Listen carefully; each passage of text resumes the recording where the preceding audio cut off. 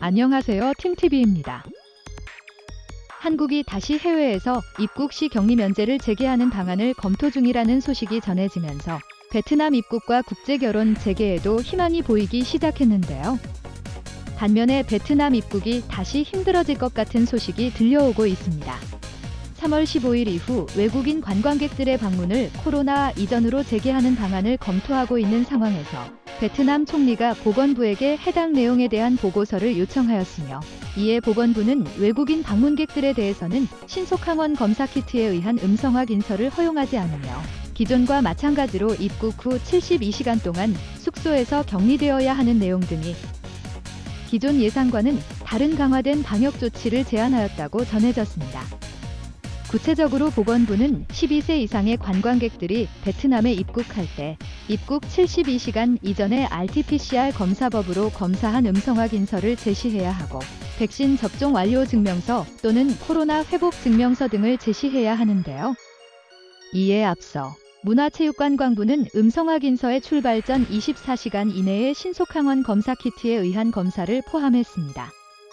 또한 보건부는 외국인 방문객들은 입국 후 72시간 이내에 반드시 숙소에 머물러야 하며 그중 첫 24시간은 의무적으로 체류해야 한다는 규정을 제안하였는데요.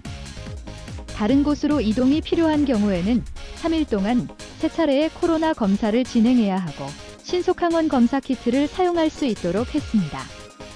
이전 문화체육관광부가 제안한 내용은 방문객이 숙소에 24시간 동안 머무른 후 코로나 검사를 받은 후에 음성으로 확인되면 자유롭게 이동할 수 있도록 제안하였습니다. 보건부는 12세 미만의 어린이와 고위험군에 대해서도 관리를 강화하도록 요청하고, 입국 시에는 백신 접종 증명서를 제시해야 한다고 제안했으며, 12세 미만 어린이는 상기 규정을 충족하는 부모 및 친인척과 함께 여행해야 합니다. 12세 미만 중 백신 접종 또는 감염 후 회복된 유아는 성인과 같은 내용으로 대응하고, 아직 백신 접종을 완료하지 못한 경우 24시간 이내에는 숙소를 떠날 수 없도록 규정하고, 연속 7일 동안 음성으로 확인된 후에 숙소를 떠날 수 있다고 제안했습니다. 제안서에는 2세 미만의 어린이는 검사를 받을 필요가 없다고 제안한 것으로 나타났습니다.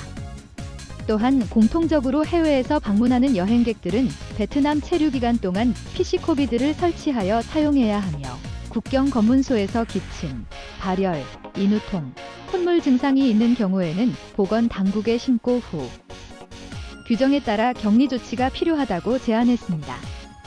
이번 초안은 최종적으로 정부에 제출하기 전에 관련 부처들과의 협의를 진행한 후에 최종 제안서를 작성할 것으로 알려졌습니다.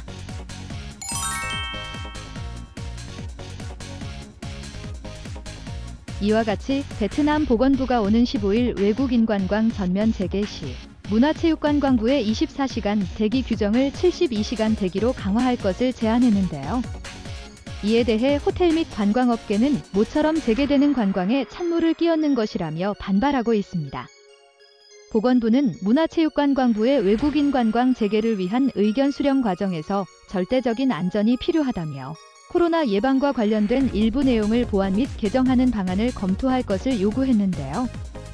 관광활동 재개는 각 지역의 전염병 수준을 평가한 결과를 기반으로 해야 하며 방문자와 지역 사회를 위한 절대적인 안전이 필요하다는 것입니다. 보건부의 이 같은 입장이 알려지자 관광업계는 일제히 우려를 표명했는데요.